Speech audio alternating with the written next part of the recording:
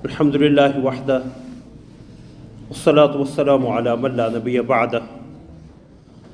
اما بعد فاعوذ باللہ من الشیطان الرجیم بسم اللہ الرحمن الرحیم آمن الرسول بما انزل الیہ من ربہ والمؤمنون کل آمن باللہ وملائکتہ وکتبہ ورسلہ صدق اللہ العظیم۔ اللہم صلی علی محمد وعلی آل محمد کما صلیت علی ابراہیم وعلی آل ابراہیم انک حمید مجید۔ اللہم بارک علی محمد وعلی آل محمد کما بارکت علی ابراہیم وعلی آل ابراہیم انک حمید مجید۔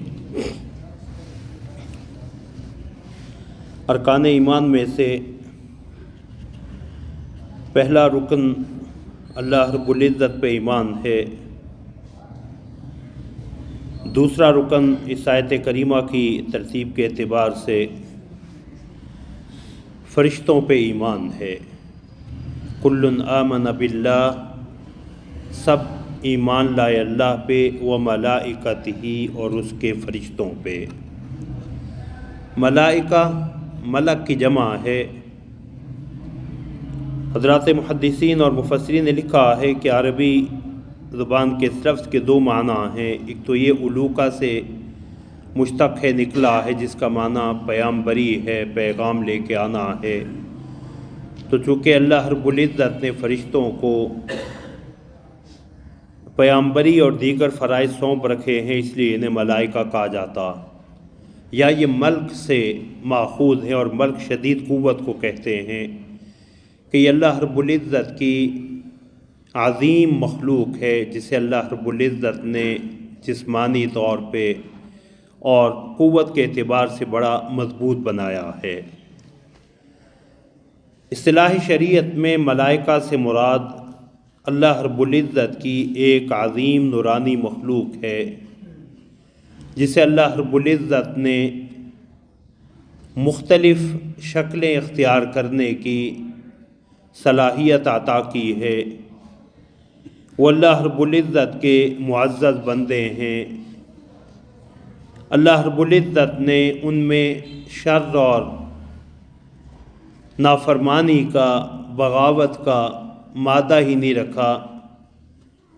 وہ اللہ رب العزت کی اطاعت پہ ہی مامور ہیں۔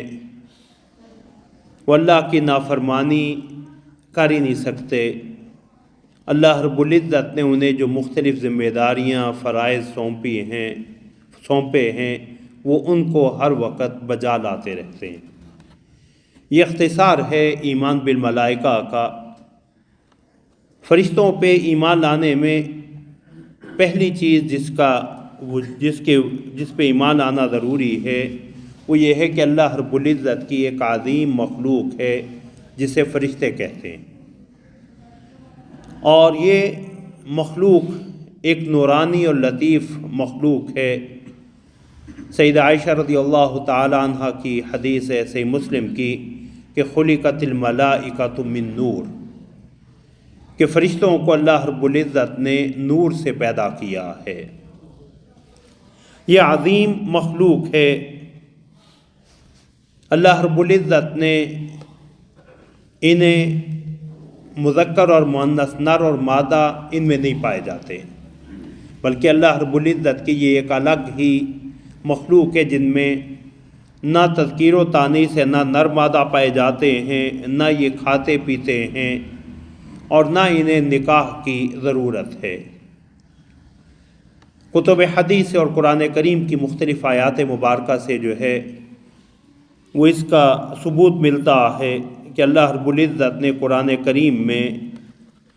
مشرکین مکہ کی کئی جگہ پہ نفی اور تردید فرمائی ہے کہ وہ فرشتوں کو معاذ اللہ کی بیٹیاں قرار دیا کرتے تھے، یا فرشتوں کو مادہ قرار دیا کرتے تھے۔ اسی طرح اللہ رب العزت نے انہیں کھانے پینے سے مبرہ رکھا ہے۔ حضرت ابراہیم علیہ السلام کا واقعہ قرآن کریم میں مذکور ہے کہ ابراہیم علیہ السلام کے پاس جب اللہ کے بھیجے ہوئے فرشتے آئے انسانی شکل میں، ابراہیم علیہ السلام پہچان نہیں سکے، فراغ الی اہلہ فجاء بعجل سمین یا بعجل حنیظ، گھر گئے، بچڑا تیار کروایا اور لا کے ان کے سامنے کھانے کے لیے رکھ دیا۔ جب دیکھا کہ وہ ان کے ہاتھ کھانے کی طرف نہیں بڑھ رہے تو انہیں اجنبی سمجھا، اور فاوجس منہم خیفہ، ایک خوف محسوس ہوا، تو انہوں نے کہا کہ آپ ڈریے مت، ہم اللہ کے بھیجے ہوئے، انا رسول ربک، تیرے رب کے بھیجے ہوئے فرشتے ہیں۔ قرآن کریم سے اس چیز کا بھی علم ہوتا ہے کہ یہ مخلوق انسانوں کے وجود میں آنے سے پہلے کی مخلوق ہے۔ حضرت آدم علیہ السلام کے واقعہ میں وَإِذْ قَالَ رَبُّكَ لِلْمَلَائِكَةِ إِنِّي جَاعِلٌ فِي الْأَرْضِ خلیفہ، اللہ رب العزت نے فرشتوں کے سامنے ہی آدم علیہ السلام کی تخلیق کا اور انسان کی تخلیق کا ارادہ ظاہر فرمایا، جس سے معلوم ہوتا ہے کہ فرشتے انسانوں سے پہلے کے موجود ہیں۔ یہ عظیم الخلقت ہیں، رسول اللہ صلی اللہ علیہ وسلم کی متعدد احادیث مبارکہ سے ان کے عظیم الخلقت ہونے کا پتہ چلتا ہے۔ ایک حدیث میں رسول اللہ صلی اللہ علیہ وسلم نے جبریل امی کے حوالے سے فرمایا کہ میں نے جبریل کو آسمان سے نیچے اترتے دیکھا اور انہوں نے افق کو جو ہے اپنے جسم کی وجہ سے ڈھانپ رکھا تھا، یعنی ان کی اتنا عظیم وجود تھا کہ جس کی وجہ سے افق کا سارا کنارہ ان کے پیچھے چھپا ہوا تھا۔ سنن نبی داؤد میں رسول اللہ صلی اللہ علیہ وسلم کی ایک صحیح حدیث موجود ہے، جس سے ان کی عظیم الخلقت اور انتہائی طاقتور اور عظیم مخلوق ہونے کا پتہ چلتا ہے کہ رسول اللہ صلی اللہ علیہ وسلم نے فرمایا کہ اللہ نے مجھے اجازت دی ہے کہ میں تمہیں حاملین عرش، اللہ کا عرش اٹھانے والے جو فرشتے ہیں ان میں سے ایک کے بارے میں بتلاؤں۔ تو فرمایا کہ اس کی ما بین شحمتی اذنہ و عاتقی،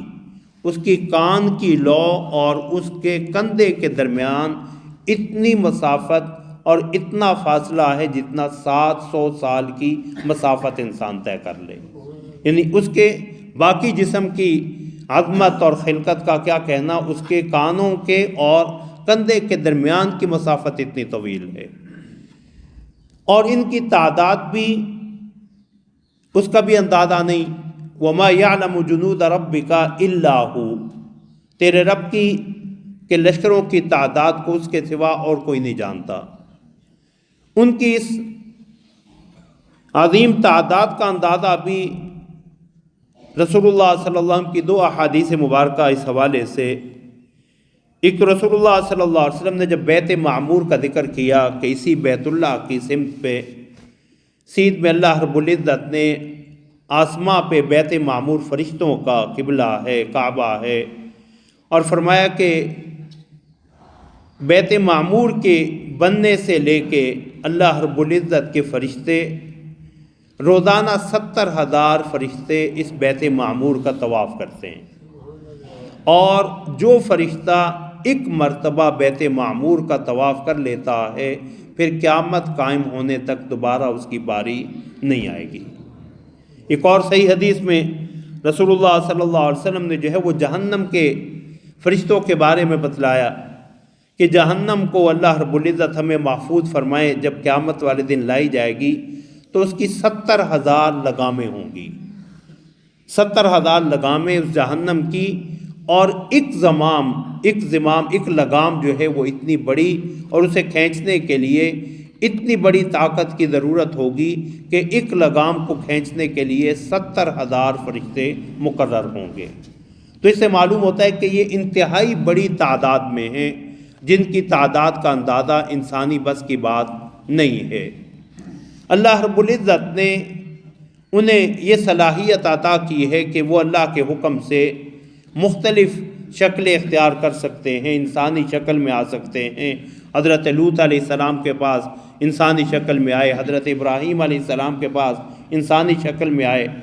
رسول اللہ صلی اللہ علیہ وسلم کی خدمت میں سیدنا جبریل بالعموم جو ہے وہ حضرت دحیہ کلبی رضی اللہ تعالی عنہ کی شکل میں آتے تھے۔ رسول اللہ صلی اللہ علیہ وسلم کے بڑے حسین و جمیل صحابی تھے، دحیہ بن خلیفہ کلبی، تو حضرت جبریل بن عموم ان کی شکل میں آتے تھے، لیکن ایک اعرابی دیہاتی کی شکل میں آنا بھی ثابت ہے، جس طرح حدیث جبریل کہ حضرت عمر رضی اللہ تعالیٰ عنہ فرماتے کہ وہ ایسی ایک آدمی آیا جس کو ہم میں سے کوئی جانتا نہیں تھا اور اس پہ سفر کے آثار بھی نہیں تھے، تو اگر دحیہ رضی اللہ تعالیٰ عنہ کی شکل میں آتے تو وہ پہچانے جاتے۔ تو دیہاتی کی شکل میں آنا، تو اللہ رب العزت نے ان فرشتوں کو مختلف شکلیں اختیار کرنے کی صلاحیت عطا کر رکھی۔ اللہ رب العزت نے ان میں خیر ہی کا مادہ رکھا ہے، یہ نافرمانی اللہ کی نہیں کرتے، بل عباد مکرمون، اللہ کے عزت والے بندے ہیں، اللہ کی نافرمانی نہیں کرتے، جو اللہ کا حکم ہوتا ہے، اللہ نے جو ان کی ذمہ داریاں لگا رکھی ہیں اسے بجا لاتے ہیں۔ لا یعصون اللہ ما امرہم ویفعلون ما یؤمرون، اللہ رب العزت جو حکم دیں اس کی نافرمانی نہیں کرتے، جو انہیں حکم دیا جاتا ہے اسے بجا لاتے ہیں۔ اور ان کے مختلف کام جو ہے وہ قرآن کریم سے بھی، احادیث مبارکہ سے اللہ نے جو ان کو مختلف ذمہ داریاں سونپ رکھی، وہ اپنی اپنی ذمہ داری نبھا رہے ہیں۔ اللہ رب العزت کی تسبیح و تحمید، اللہ کی ہر وقت اطاعت ان کا سب سے بڑا عمل ہے۔ صحیح حدیث میں آتا ہے، رسول اللہ صلی اللہ علیہ وسلم نے فرمایا اطت السماء وحق لها ان تئط، کہ آسمان جو ہے وہ فرشتوں کے بوجھ سے چڑچڑا رہا ہے، اور فرمایا اسے چڑچڑاہٹ کی، چڑچڑانے کی جو ہے کا حق ہے، اس لیے کہ آسمان میں 4 انگلیوں کے برابر بھی کوئی جگہ ایسی نہیں ہے جہاں اللہ کا کوئی فرشتہ جو ہے وہ سجدے میں گرا ہوا نہ ہو۔ تو اتنی بڑی تعداد، اور ہر وقت اللہ رب العزت کی تسبیح و تحمید میں، اس لیے انہوں نے کہا وَنَحْنُ نُسَبِّحُ بِحَمْدِكَ وَنُقَدِّسُ لَكَ، اللہ اس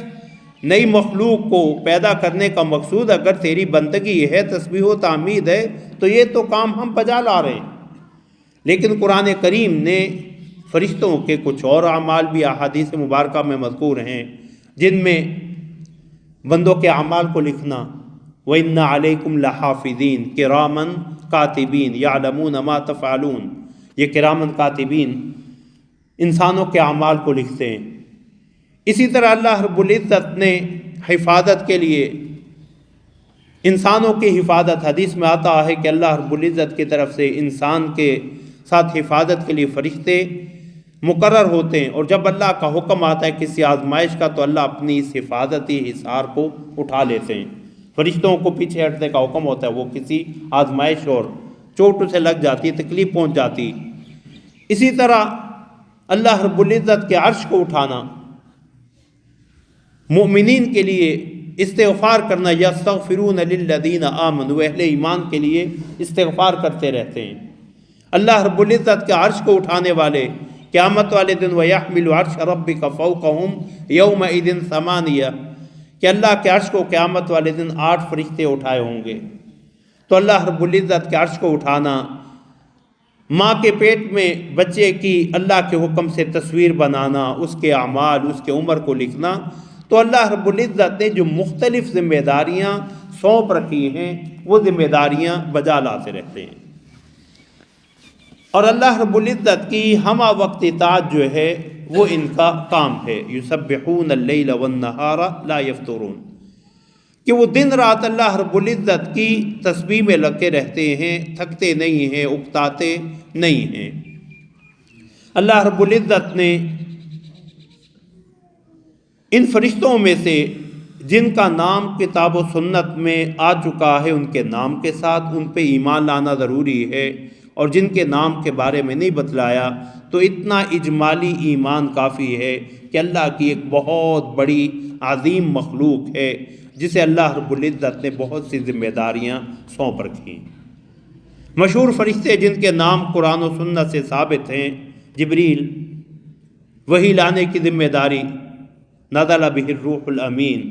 قل من کان عدوا للہ وملائکتہ ورسلہ وجبریل ومیکال، جبریل اور میکائیل۔ جبریل بھی اللہ رب العزت کی طرف سے وحی لانے والے، اور میکال یا میکائیل جو ہے وہ بارش کا نظام اللہ نے ان کو سونپ رکھا۔ سور پھونکنا قیامت والے دن، یہ اسرافیل، رسول اللہ صلی اللہ علیہ وسلم نے فرمایا کہ میں کیسے مطمئن ہو سکتا ہوں جب کہ اسرافیل جو ہے وہ اس سور کو، سینگ کو جس میں وہ سور پھونکیں گے، وہ اپنے منہ میں لے چکے ہیں، یعنی کسی وقت بھی اللہ رب العزت کی طرف سے انہیں سور پھونکنے کا حکم ہو سکتا ہے اور قیامت قائم ہو جائے گی۔ یہ تین نام تو جو ہے وہ حدیث میں یا قرآن کریم میں مذکور ہیں۔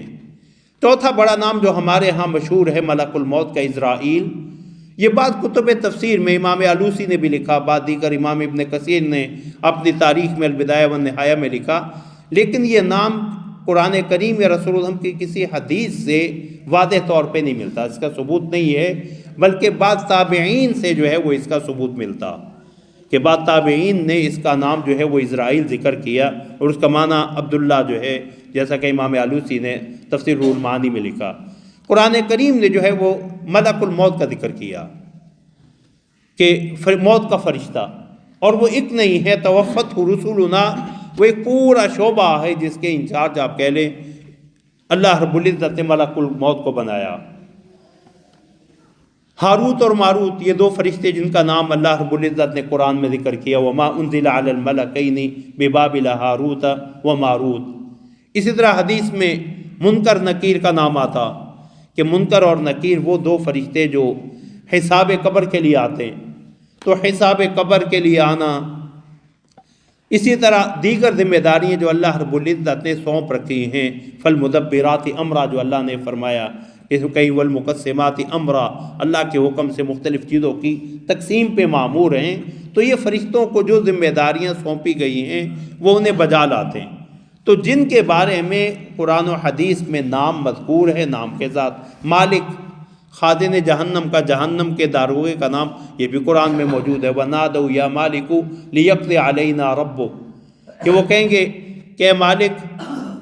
اللہ سے دعا کر کہ اللہ ہم پہ موت ہی طاری کر دے، اہل جہنم جو ہے، تاکہ ہم اس عذاب سے، تو کہے گا اِنَّكُمْ مَاكِثُونَ، نہیں تمہیں اسی حالت میں رہنا ہوگا۔ تو یہ نام ہیں جو کہ قرآن و حدیث سے ثابت ہیں، اور جن کے ناموں کا نہیں علم تو اس پہ اجمالی ایمان رکھنا، اور یہ اجمالی ایمان رکھنا کافی ہے کہ اللہ کی ایک بہت عظیم نورانی مخلوق ہے جسے اللہ رب العزت نے مختلف ذمہ داریاں سونپ رکھی ہیں، بندوں کی حفاظت کی، بندوں کے اعمال لکھنے کی، بندوں کی روح قبض کرنے کی۔ تو یہ مختلف ذمہ داریاں اللہ رب العزت نے جو ان فرشتوں کو سونپ رکھی ہیں، وہ ان ذمہ داریوں کو احسن طریقے سے بجا لا رہے ہیں۔ اب اس کی کیفیات اور تفصیلات میں جانا ہم سے مطلوب نہیں ہے، جتنا قرآن کریم میں احادیث مبارکہ میں آ چکا ہے اتنا ایمان رکھنا جو ہے وہ کافی ہے۔ ایمان بالملائکہ یا فرشتوں پہ ایمان کا ہمارے اوپر کیا اثر ہے؟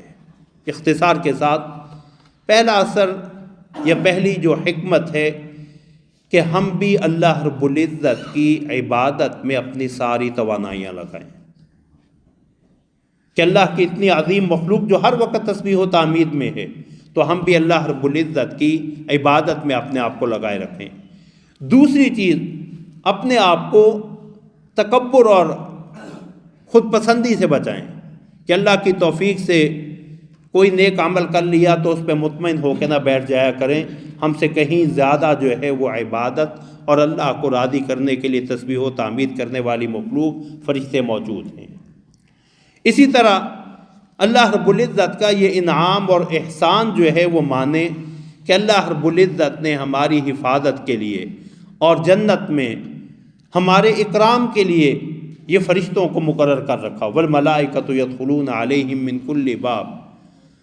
کہ فرشتے ہر دروازے سے آ کے سلام کریں گے اہل جنت کو۔ تو اس پہ بھی اللہ رب العزت کا شکر بجا لائیں، اور اللہ رب العزت کی اس عظیم مخلوق کو جو اللہ نے اپنی عبادت میں لگا رکھا ہے، یہ ہمارے اندر بھی شوق عبادت کو ابھارنے کا سبب بنے، باعث بنے۔ تو ارکان ایمان میں سے دوسرا رکن جو ہے وہ فرشتوں پہ ایمان لانا ہے۔ اتنا اجمالی ایمان کافی ہے کہ فرشتے اللہ کی ایک نورانی مخلوق ہیں، اللہ رب العزت نے ان میں شر کا مادہ نہیں رکھا، خیر ہی کا مادہ ہے، اللہ کی نافرمانی نہیں کرتے، اللہ رب العزت نے انہیں بہت سی ذمہ داریاں سونپ رکھی ہیں جن کے ناموں کا قرآن و حدیث میں ذکر ہے، ان کے ناموں کا جاننا،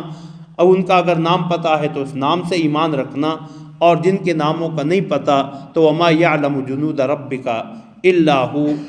تیرے رب کے لشکروں کو اس کے سوا اور جان ہی کوئی نہیں سکتا۔ اللہ رب العزت ہمیں عمل کی توفیق عطا فرمائے۔ وآخر دعوانا ان الحمد للہ رب العالمین۔